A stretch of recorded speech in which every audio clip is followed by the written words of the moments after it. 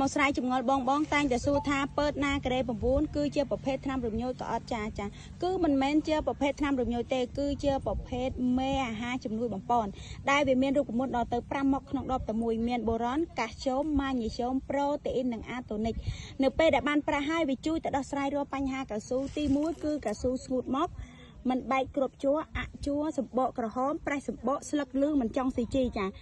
នៅពេលដែលបងធ្វើការលាបម្ដងហើយទី1គឺវាជួយបណ្ដុះកោសិកាកៅស៊ូឲ្យល្អប្រសើរឡើងវិញទី2គឺជួយឲ្យមុខកៅស៊ូទន់ងាយស្រួលក្នុងការជីជួរចេញមកច្រើនដង្ហើមជួរវែងចាចេញមកពេញចានល្អចេញចន្លោះពី1ម៉ោងរហូតដល់5ម៉ោងជាពិសេសគឺជួរដាក់កំហាប់ DC បានខ្ពស់ចាសម្រាប់ពើតណាការ៉េ9បងប្រើតែម្ដងមិនឃើញផលមុខកៅស៊ូមិនទន់ងាយស្រួលជីហើយមិនចេញជួរខាងក្រុមហ៊ុនធានាជូនលុយវិញគ្រប់ចំនួនចាសម្រាប់1ដបចំណុះ1លីត្រលាបបានចន្លោះពី800ដើមទៅ1200ដើមបងដាក់ការកំង10កែឡើងនេះលក់ជូនមួយដបតែ60000ជាងតែប៉ុណ្ណោះចាស់នឹងថែមជូនកាហ្វេសុខភាពចំនួន1ប្រអប់ចាស់អញ្ចឹងបងចង់ដឹងព័ត៌មានលម្អិតមិនច្បាស់តាក់ទងនឹងបច្ចេកទេសប្រើប្រាស់ឬមួយក៏តម្លៃអាចតាក់ទងតាមលេខ Telegram ក្នុងវីដេអូនេះបានចាស់អរគុណច្រើន